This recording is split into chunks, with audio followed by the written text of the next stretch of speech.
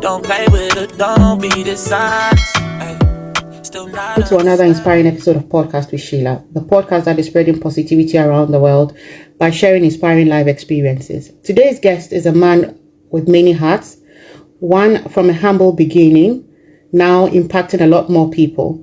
If you're listening to us for the first time and you've yet not subscribed to this episode or this channel, please do so that you'll be in the loop anytime a new episode is aired. Hello, Steven. Welcome to Podcast with Sheila. Thank you so much, Sheila, for having me. I am super excited to be here with you today, and I can't really wait to drop some wisdom on your listeners. Great, definitely. So I think initially I tried to correct me. Is it Salesforce Catalyst?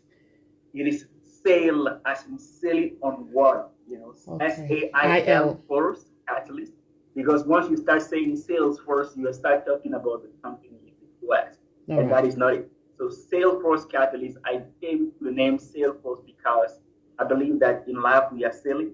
We are in the current of life. We go up, we go down, we go through all kind of tribulations, and we get back up. But one thing that keeps us growing through the current of life is the force within. And ultimately, we want to soar, we want to grow, we want to keep going up and up, we want to succeed. That's why you're talking about Salesforce Catalyst, which is a personal development platform that aims at bringing the best out of you in your personal life and in your business. Brilliant. Share with us your pivotal moment in life that inspired you to start this business, and why did you decide to dedicate your life to empowering others? That is two questions in one. Yeah. Sheila. So if you allow me, I will unpack them one by one, starting from why did I decide to dedicate my life to empowering others to live more, dream more, and become great leaders. Look, one of my late mentors, we've never met, but he's a great mentor of mine. His name is Dr. Miles Monroe. He says that the greatest tragedy of life is not death, but it's to live a life without a purpose. Okay, so for me, living a purposeful life is the most important form of achievement that any human being can ever step on.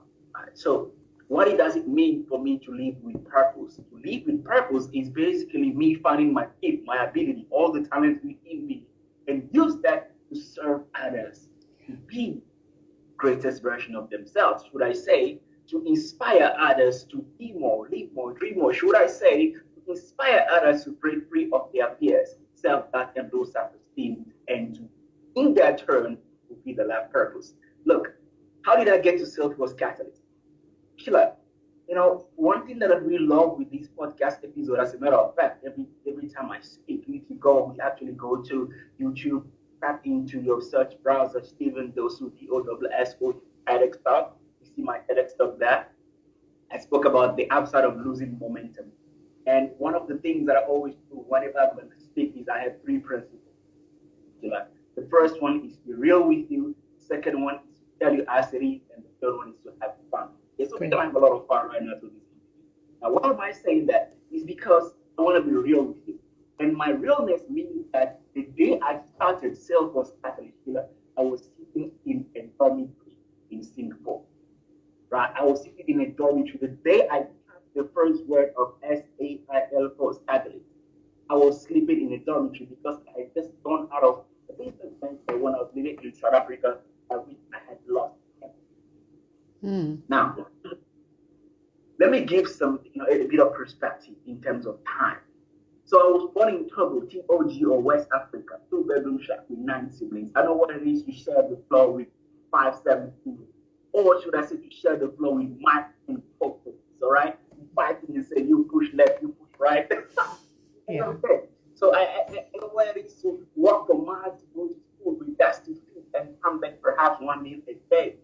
So now when I reached the age of 17 and a half, with very young frustration, which, by the way, is a frustration that a lot of young Africans are sharing out there, because there are a bunch of young people that want to grow, that want to succeed, that are looking for opportunities to release and maximize their potential. Yet, the ecosystem which they are in is not giving them those opportunities. Exactly. And I was extremely frustrated, and I wanted to go to the better ecosystem that will offer me those opportunities.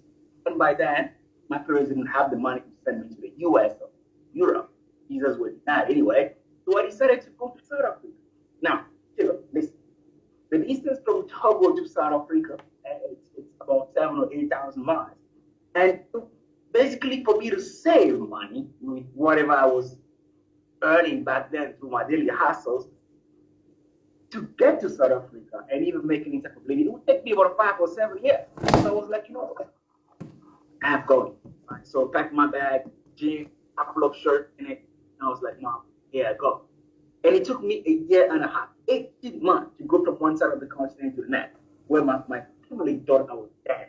All right, let's be real. Okay, this is gonna be real right now. Okay, so I had arrived in South Africa. Nobody to come out, no place to go. I mean, I had spent days on the road, 2-3 days sometimes with no food, no water, nobody to go to. I had done all kind of jobs you can ever think of. Until the time when I was living in the shack. The cost of the shack was $20 a month, but I couldn't even afford it. It was one of those shacks, Sheila, that, you see mice, those big mice, basketball mice, the bodybuilding mice, they would come and eat and bully you on top, okay? They would ask me, what are you going to do? Because you got nothing, you broke, what are you going to do? We're going to eat your food. Those mice, those were talking mice, okay? Now, one day, I went to the streets corner. I would always go there just doing it to survive. And I was there, and this gentleman came to me and said, "Hey, Steve, listen, I come here every day and I see you enthusiastic, energetic, passionate about life. What is your story?" Told him my story and said, "You know what? Come tomorrow to Messmart. Messmart's division of Walmart in South Africa." He said, "Come to Messmart. I might have something for you." I said, "All right." Now, Sheila, for me to go to that interview, I didn't even have a transaction. Well, so I went to see this friend of mine that was a pastor. He gave me a brand new shirt, a brand new trouser, and I wore them as if they were mine. And I went to the interview. The interviewer's name, I remember, a blonde woman, her name was Isabel Moore. And she said, "Look, Steven, you got this job." And I said, "What is the job?" He said, "Your job is to sell vacuum cleaners." Now, truth be told, okay, I had never, until I was about 19 going, I had never seen or touched a vacuum cleaner in my life. Because we don't use those in public, okay? And I had to start with Steven. So I was given a sales pitch. I went home, studied, and I came back there and I started selling these machines for 3 years. Sheila, I worked for 7 days non-stop, 7 days a week, 15, 16 hours every day, doing, "Hi, ma'am, how are you? Give me moments of your time. I want to tell you why. Buying these vacuum cleaners is going to make your husband love you more.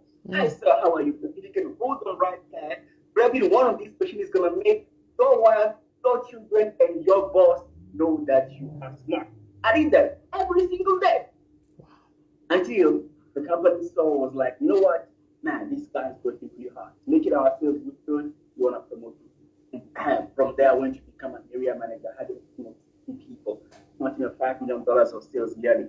And I went to become a regional manager. I had a team of 200 people, accounting for sales target of 20 million plus. And I went to become a national sales manager. All of this happened within the space of 4 years. And then from there, I left. I went to start a company. It was brought in Harrison. We made them for Black and Indian people. We import and exported them. And after a while, that company fell. And I was zero. Now, everything I had worked for 5 years, hustling for, struggled for, everything was gone. I was even engaged at the beautiful South African girl. We had broken up. So at that point, I had to ask myself 3 key questions. Who am I? Where am I from? Where am I going? Yeah. And it is answering those questions. Going inside, trying to find the answer. And I was like, you know what? Ultimately, what has enabled me to get thus far, it wasn't because I could sell. It wasn't because I could up. It wasn't because I could be happy. No, but it was really because of my ability to bring the best out of my team. It's all because of my ability to see, to help my dream be more, live more, dream more, right? To see something of them, a version of themselves. I was like, you know what? I'm going to build my career out of this. And that was when I left to Singapore. And I was sitting in that dormitory, writing the words SAILFORCE catalyst. What's going to inspire you to be more. live more, dream.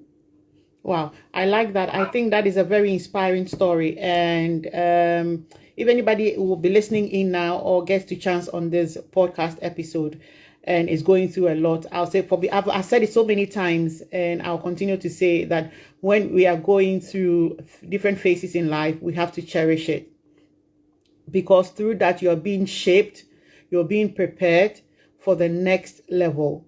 I believe that everything you've gone through has made you a better version of yourself as compared to who you were before your life experiences. And just like me, I've also gone through my own experiences. And sometimes when I sit back and I look at myself, I appreciate the journey. And when I get into a different group of people and they look at me and they start, based on what you've been able to achieve by the grace of God, they start to envy you or they start to fight you. I look at them and I laugh. And at the back of my head, I tell them, you don't know where I'm coming from. Because the things I've been through, when I look at you and the things you're doing now, it makes me laugh. Because these things don't move me.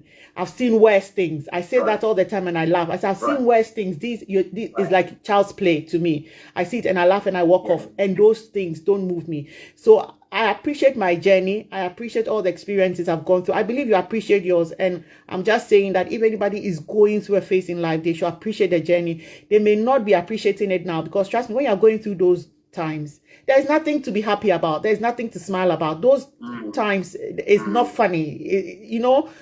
It could be the worst moment of your life. You may be at the bottom bit of the sea or whatever it is, but appreciate it, because very soon you're going to see that all the things you've gone through was shaping you and preparing you for a better tomorrow, basically. And I really, really like the story you've just shared with us.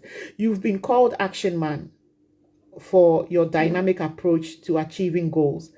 How did you develop this reputation, and what drives you to maintain such high level of energy and focus?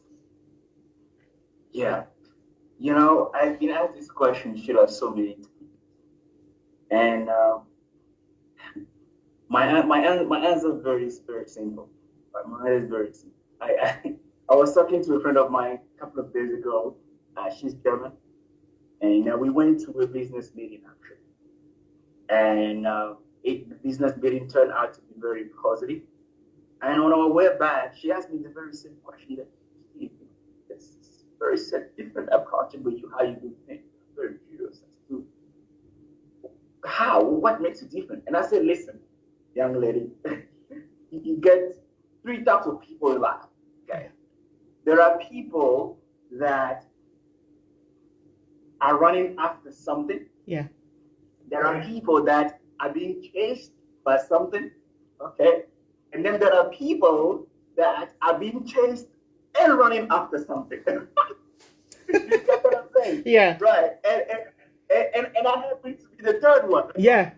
When I think about where I come from, when I think about where I'm going, if I've been blessed with the imagination of God to just fathom, right? Fathom the graduateness, the beauty, the honor of me being able to release what He's made in me. When I fathom that, when I think about all I've been through and the journey behind me, I don't have time to sleep. I don't have time, to walk around with my shoulders down. No.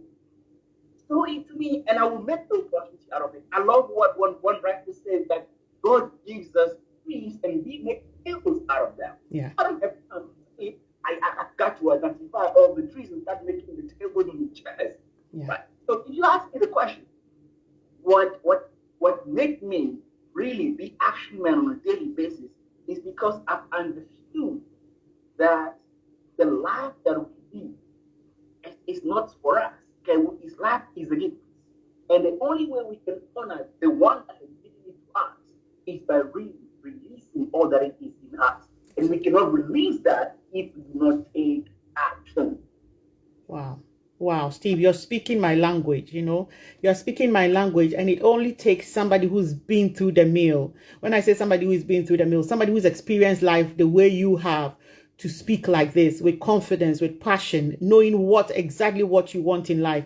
And that in itself is an opportunity, is a gift, is a privilege, because it isn't everybody who gets to experience life the way you have and is able to make meanings out of this and gather the positive spirit that you have that is affecting other people positively. I hope you get it. And I'm excited we are doing this episode today and we are sharing this life experience. Growing up in Togo, you faced significant challenges. How did your early life experiences shape your vision and mission in leadership and education?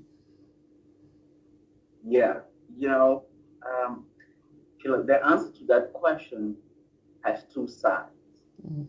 Two sides in the sense that you never really know, especially when you grow up in a place like Togo, where the basic salary is $50 a month, and it's very important for me that when I platform like this, I put that into perspective so people can really understand when we are talking about poverty, what it is, right? But the thing with poverty, Sheila, when you grow up in some circumstances where everyone around you has the same standard, you don't see anything wrong. Yeah. For you, that is the matter. You get upset, it's perfectly normal. That is the lifestyle activity. However, after having grown up, I have been able to discern and be very grateful to the upbringing, to the extremely strict upbringing that my parents had. That I wrote in my book that, look, when we were growing up, first of all, for a good part of my life, we didn't have TV. And when we had TV, we only watched TV once a week. That was a Saturday. And I'm telling you, I'll be glued to the TV as if I'm going to jump in it, okay? Like, I'll be glued to it with my arms and my legs. And we watch TV once a week. So I've been very fortunate.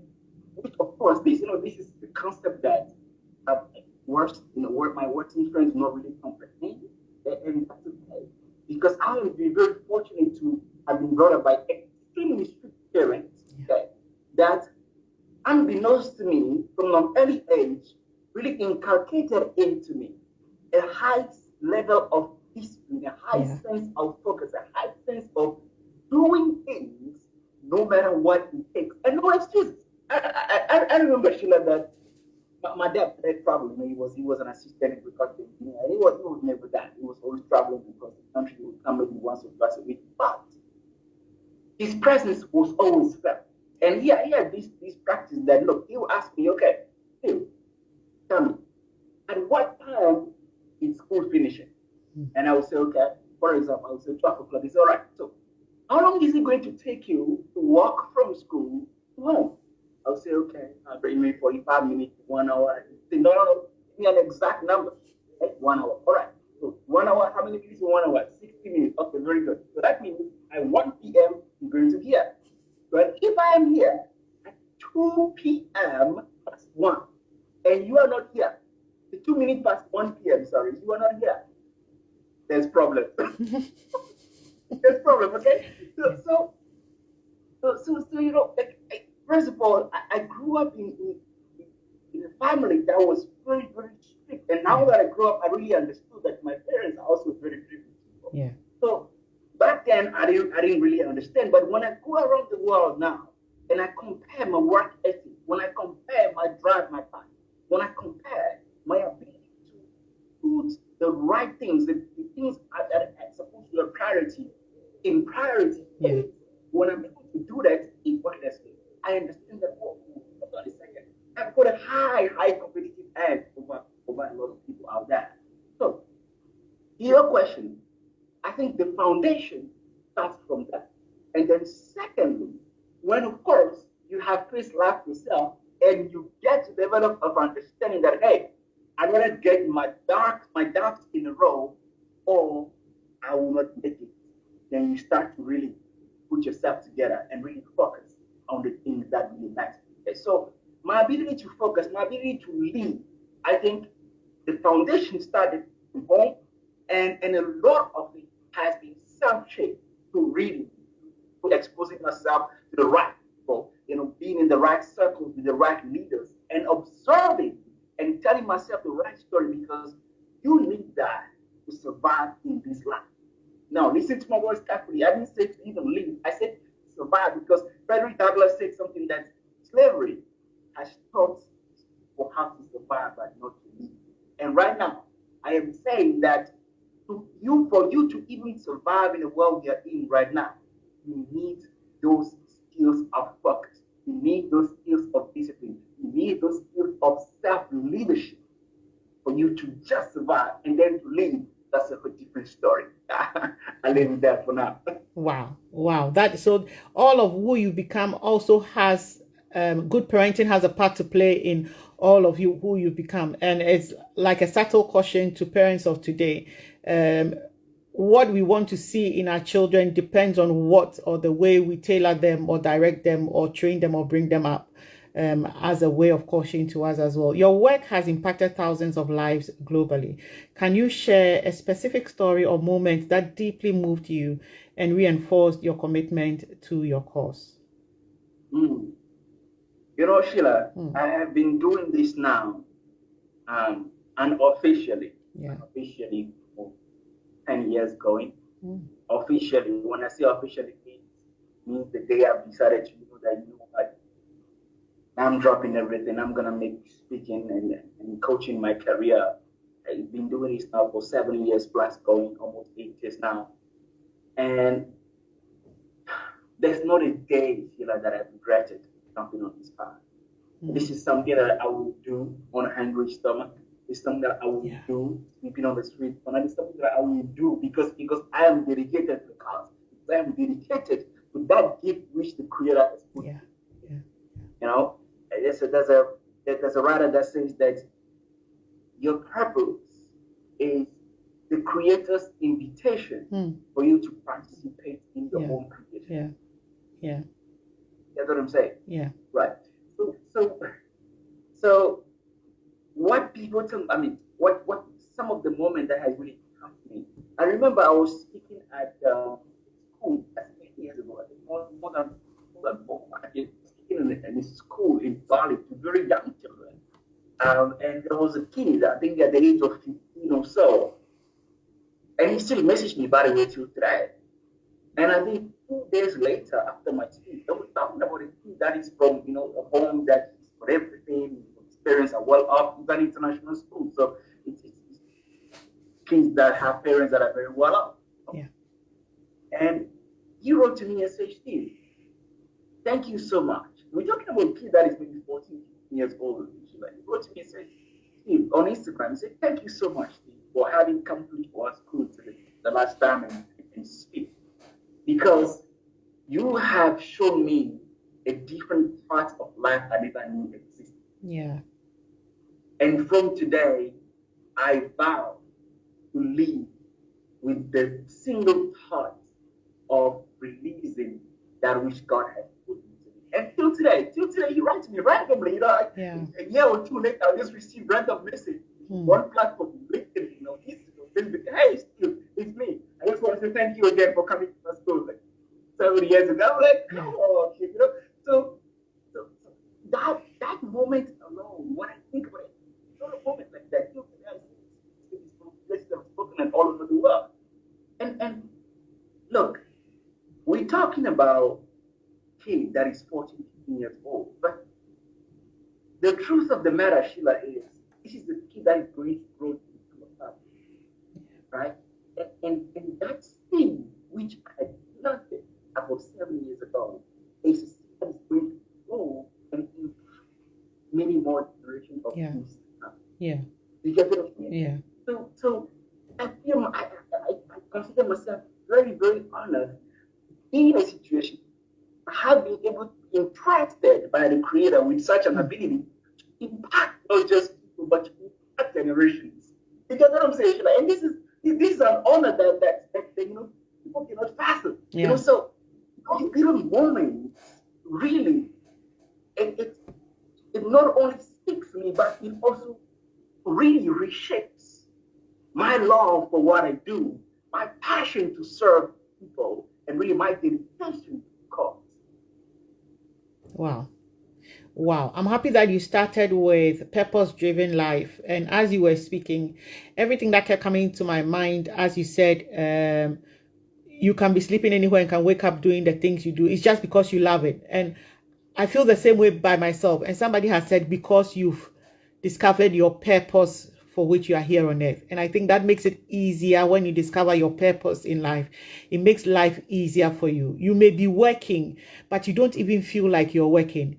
It looks to you like a hobby. And that is where I find myself. And I believe that's where you found yourself as well.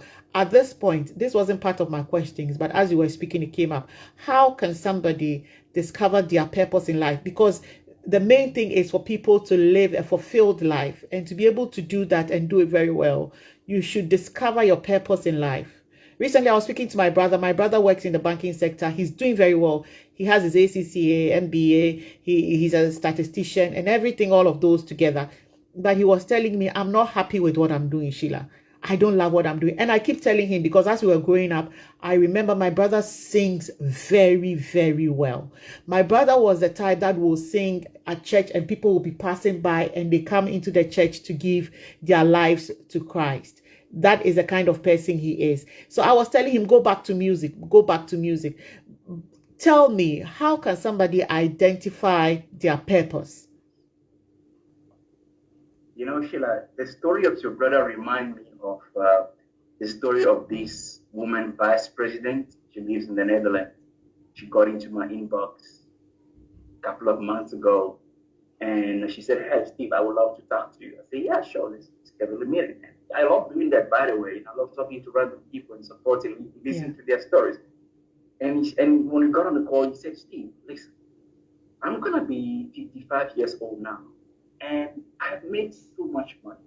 Okay, when it comes to success within the norms of society, I am very successful. Okay, I've had, since the age of 25, I've only had executive roles. I've traveled all around the world in almost every country. Okay, I've made millions.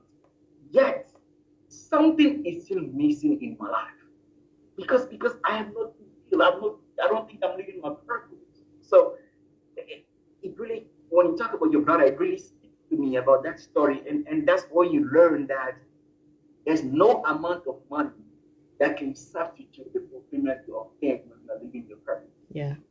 And this is so big, but I wish somebody could comprehend that right now, because that void inside, there's nothing, there's no money that can fill it, there's no car that can fill it. So to the question, how can one find, discover, tap into, walk the path of their purpose? I talk about this in my book, Be Transformed, How to Live Free of Fear, Self-Doubt, and Low Self-Esteem. You can find it on Amazon. It's gonna, by the way, be relaunched in the US later this year or early next year by a publishing house. I'm not gonna reveal the name right now. It's originally first self-publishing, but they looked at it and said, "Look, we love this book, we want to publish it." So most likely, begin next year, I'm gonna be speaking for in the US. Okay. Now, look, what I talk about in the book, Sheila, is that when you look at creation, follow me. Follow me. If you are listening or you're watching this, follow me. Otherwise, you're gonna lose. And if you haven't taken anything of this podcast, please hold on to this, because this is very, very valuable. Okay. Now, when you look into creation, the existence and the expression of everything in creation serves for the fulfillment of purpose of life. Example, when you take animals, for example, cows, sheep, goats, whatever, when they are living and doing which nobody knows what they do, they eat, they defecate, and their feces basically enriches the earth. Okay? And then with the earth, we are able to fence it, and the food grows and eat. Then we eat, in our turn, we take care of the earth. So what am I saying? I'm saying that the ecosystem of creation is created in a way that the fulfillment, when one thing is expressing its being, it is serving for the purpose of the other. Okay? So in essence, even as human beings, that is how we created. Okay? Sheila, we have a podcast here because I am a guest on your show. You are a host. Okay? So together, we are able to create a wonderful podcast. Yeah. That's what I'm saying. So basically, in order for you to find your purpose, you've got to find your In order for you to find your gift, you have to find your purpose. Because once you find your gift, what is purpose? Purpose is basically the intent of creation of things. The reason why you were created. In order for you to fulfill that reason, you come with a set of tools. That is the gift, the talent, the unique ability. I love someone that says that don't follow your passion, follow your talent, follow your gift, because that is your ability. That is what's for things and queens. So for you to find your purpose, you want to find your talent, your unique ability. And once you find that talent, you are then discover your purpose and follow that. You get what I'm saying? Take me now, put me in front of a million people. I'll inspire the heck out of them. Take me now, put me in front of one single person. 5 kids, 15 years old. Me, I will shape their destiny. You get what I'm saying? Why? Because I speak from a place of gifting. I speak from a place where I know and I'm aware that only me, only I. Listen.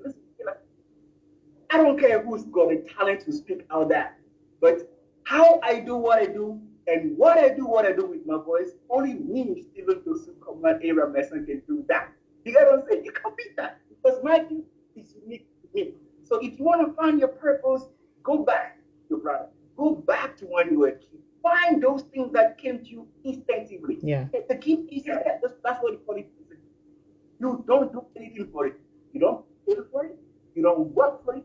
You're just born with it. Bam, it's in you. So find your gift, and you find that the expression, the application, the manifestation of that gift is ultimately you fulfilling your purpose. I'm on fire today. Wow. Steve, I love this, but we are going to have to be wrapping up here because we are about hitting our 30 minutes mark. But I still have a few questions for you. I have about 5 questions for you. I don't know if we can do this again sometime, and if we can let our audience look forward to it, just so that they expect to see us again. I'll be happy for us to do it. Tomorrow is Thursday. If we can do tomorrow 9 a.m., I don't know what your time will be by then. That will be another thing, a good thing to do. Okay, yes, definitely, Sheila. Let's do this again. About tomorrow, I'm not too sure, at 9 a.m., but definitely let's do this again. Let's do the round two so that we can dive into those questions. Definitely, I'll be happy for us to carry on. So please, if you put in another, if you set up another podcast interview on the calendar, I'll pick it up, send you a link, and then we can do this again. Viewers, if you enjoyed this, please don't forget to subscribe, hit the notification bell, follow us, visit us on all our podcast landing sites, and leave us a rating. It was an honor, Steve, hosting you today on Podcast with Sheila. Thank you so much, Sheila. Great. If you've been listening in, this is season 2, episode 103 of our podcast series, where we bring seasoned guests with inspiring life stories and experiences to share with us. Do not miss out on all these lovely experiences. Subscribe and be notified when a new episode is released. Whilst at it, please drop us a rating. We have an audio presentation of this episode on our podcast landing sites. Just search for Podcast with Sheila and you'll find us. Our prayer for you this week is that you become an advocate and a lover of peace. Remember, change begins with you. Until we meet again, have a brilliant week. Bye.